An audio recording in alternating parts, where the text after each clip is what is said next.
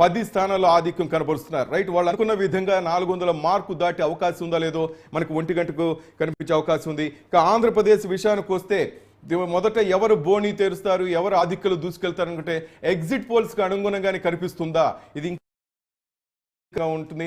ఇప్పటి వరకు అయితే 3 స్థానాల్లో మాత్రం టీడీపీ అభ్యర్థులు ఆధిక్యంలో కొనసాగుతున్నారు. అందులో ముఖ్యంగా ఆ పార్టీ అధినేత చంద్రబాబు నాయుడు కుప్పంలో దాదాపు 1549 ఓట్లతో ఆధిక్యంలో కొనసాగుతున్నారు.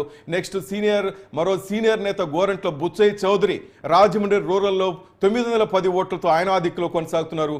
మరో మాజీ మంత్రి నారాయణ సిటీలో ఆయన కూడా ఆధిక్యంలో కొనసాగుతున్నారు.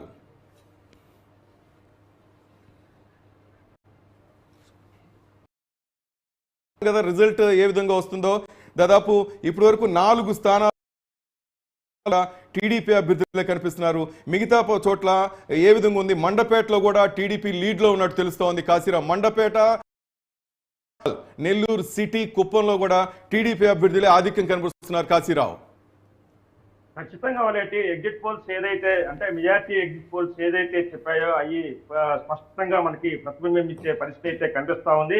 ముఖ్యంగా రాజమండ్రి రూరల్ గోరంట్ల బుచ్చి చౌదరి కావచ్చు, అలాగే నెల్లూరు నారాయణ, మాజీ మంత్రి నారాయణ, అలాగే తెలుగుదేశం పార్టీ అధినేత చంద్రబాబు నాయుడు, అలాగే మండపేటలో కూడా ఇలా అంటే మొత్తం మీద అయితే ఒక ట్రెండ్ ఏదైతే తెలుగుదేశం పార్టీ అలియన్స్ గా ఉన్నటువంటి జనసేన అలాగే బీజేపీ ఈ 3 పార్టీలకు సంబంధించినటువంటి కూటమి అభ్యర్థులు ఖచ్చితంగా ప్రభుత్వం ఏర్పాటు చేస్తారని చెప్పి ఎగ్జిట్ పోల్స్ మెజార్టీ కూడా ఇప్పుడు మనకి ఆ ఫలితాలు అయితే మనకి స్పష్టంగా కనిపించే పరిస్థితి అవుతుంది.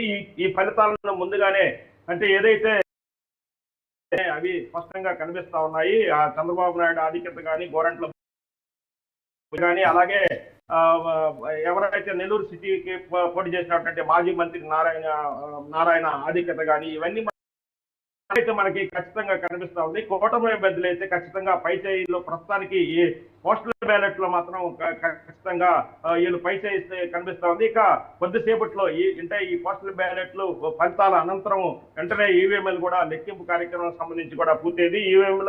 ఈవీఎం మొదటి 2 రౌండ్లోనే అంటే ట్రెండ్ ఏ విధంగా ఉంటుంది అంటే వైసీపీ పార్టీకి అనుకూలంగా ఉంటుందా లేక కూటమికి సంబంధించినటువంటి అభ్యర్థులు ముందంజలో ఉంటారనేది కూడా మనకి తెలిసే పరిస్థితి అయితే కొనసాగుతుంది. ఇంకొక గంటలో ఈ రిజల్ట్ కాశీ ఒక్క నిమిషం కాశీ మనకు తెలంగాణలో 17 లోక్సభ స్థానాల మీద కూడా అందరి దృష్టి ఉంది. ఇందులో ఖమ్మం లోక్సభ స్థానంలో కాంగ్రెస్ ఆధిక్యంలో కొనసాగుతున్నట్టు తెలుస్తోంది. మొత్తం మీద అందరూ వెయిట్ చేస్తున్నారు ఖమ్మంలో ఎటువంటి రిజల్ట్ వస్తుంది.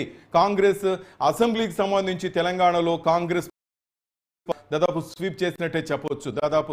సో ఈసారి లోక్సభలో ఎందుకంటే ఇటు బీఆర్ఎస్ ఆరోపణలు అయితేనేమి, బీజేపీ ఆరోపణలు అయితేనేమి కొంచెం టఫ్ ఫైట్ జరిగిందని చెప్పొచ్చు.